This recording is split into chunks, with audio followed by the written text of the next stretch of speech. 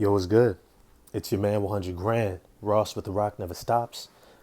And today, I want to holler at y'all about these Toronto Raptors. I want to know how far y'all think this team is going to go in this playoff run. If you like this video, smash that like button for me, hit subscribe and the bell for notifications, and definitely let me know your comments in the comment section or holler at me on Twitter at Rock Never Stops 2. That's the number 2. I want to start by saying I think we got to give Nick Nurse and these Toronto Raptors all the flowers, all the respect, all the admiration for what they have accomplished this season. They are the number 5 seed in the Eastern Conference. The number 5 seed. We got to remember last year they were one of the bottom dwelling teams, not because they weren't a good team, but because COVID hit them so hard. They spent an entire year not even being able to play at home in Toronto, had to play in Florida where COVID was hitting the hardest. And it was just terrible. No fans, nothing. And even the first half of this season, playing in an empty home stadium. And yet, Toronto remained resilient, led by all-star Fred VanVleet, who was leading his team without Pascal Siakam, who was still recovering from his off-season shoulder surgery. They were able to not just hang in the pack, but they were able to stay within striking distance, knowing that as soon as Pascal Siakam returned, they were going to be able to make a jump. But even that jump was going to need to be kind of like measured, because we knew that it was going to be a time period where Pascal Siakam was going to have to get reacclimated. He was going to have to get his legs. He's going to have to find his jumper, which meant that they were going to have to sacrifice possessions, have to deal with some turnovers, and some lack of continuity in him kind of refiguring out how to be who he is, which is an all-NBA forward. Now, all the while, they're integrating a Rookie of the Year candidate in Scotty Barnes. Right now, he's still my Rookie of the Year, just because he's putting together an entire season. Cade Cunningham's been out, Evan Mobley's been out, and he's been here through and through the entire season, performing at a high level. And now the Toronto Raptors are integrating this rookie into their starting lineup, a starting lineup that has 3 NBA champions with Pascal Siakam, OG Anunoby, Fred VanVleet, and also probably one of the biggest surprise, most improved player candidate individuals in Gary Trent Jr., who had an incredible run, I believe it was in February, where he had a string of 30-point games just back to back to back. You see, these Toronto Raptors always believed in themselves, which is something that I admire about them as a team, as a franchise, as an organization. They always believe in themselves. They know who they are. They know what they've got. They have an identity. They have a culture. And they've got talent. They've got talent.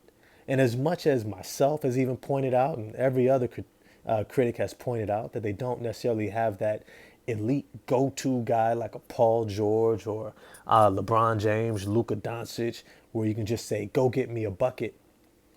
It feels like it's almost worked to their advantage that it's done by committee. It's done by who's got the hot hand. Because let's not really be fooled here. The majority of their guys are legit. And when I say legit, I mean their top 4, Fred VanVleet, Gary Trent Jr., OG Anunoby, 5, Scotty Barnes, and Pascal Siakam. Those 5 are legit starters for any NBA team. Any NBA team. Matter of fact, Pascal Siakam could be a number 1, number 2 option on the majority of NBA teams. Just about any NBA team. Doesn't matter how talented. And Fred VanVleet, who was an all-star, he's shown that he's at least a top 3 option. His ability to shoot, create off the dribble, play make. Yeah, he may not be Kyrie Irving, but who is? He can still get a shot off against anybody, has great range, plays within the system, excellent defensive player, plays within the system. And then you still have OG Anunoby, Gary Trent Jr., Scotty Barnes. You see the beautiful thing that a lot of people see as a detriment has actually worked in their favor and has worked to the tune of getting to be the fifth seed in the Eastern Conference. And I can't overstate that enough. Where they are is a testament to their resolve, to their talent, to their system, to their identity as a franchise. And now, as the playoffs are edging closer and closer, just on its doorstep, we've got to ask ourselves, how far can this team go? Now, when I last looked at it, Philadelphia 76ers are the number 4 seed. Milwaukee's the number 3. Boston is number 2. I'm going to say, because I think Toronto's pretty entrenched in that number 5 seed, that they can beat Philadelphia or Boston in the first round.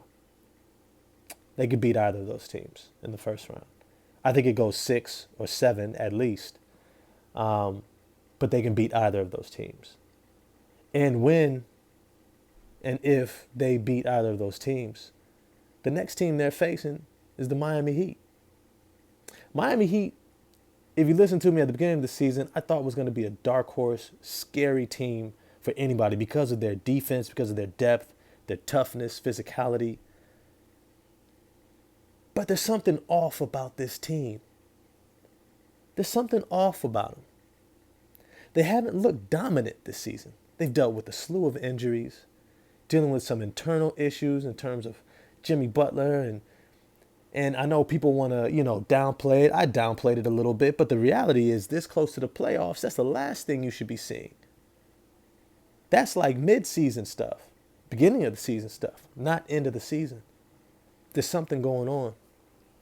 And guys are still figuring out their roles, whether it's Victor Oladipo, Tyler Herro, Duncan Robinson's gone in and out of the starting lineup, Max Strus, Dwayne Dedman's got some injuries.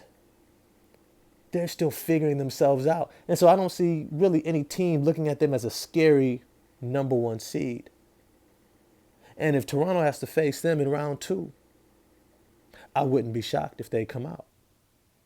Now, the only team that I really have them having an issue with is the Milwaukee Bucks. But in the Eastern Conference Finals, we all know anything can happen. A tweaked ankle here, a missed shot there, and next thing you know, it's a game 7, an opportunity to go to the finals. Now, right now, personally, I think that Toronto, I'm not going to say should take their foot off the gas, but Nick Nurse, please start playing that bench some more. Like, for real. For real. Fred VanVleet's, coming off of a knee ache. He's probably going to get that thing cleaned out and worked on in the offseason. But let's start getting Delano Banton a few more minutes at point guard. Let's start making sure Thaddeus Young, Chris Boucher, Precious Achiuwa start averaging somewhere close to 20 minutes a game down this stretch, the last few games. And let's get rested up. Because I really want to see Toronto do some damage. I want to see them take it to Philly. I want to see them take it to Miami. I want to see them at least play at their optimum potential. I want them energized. I want them healthy because I think they can do something special.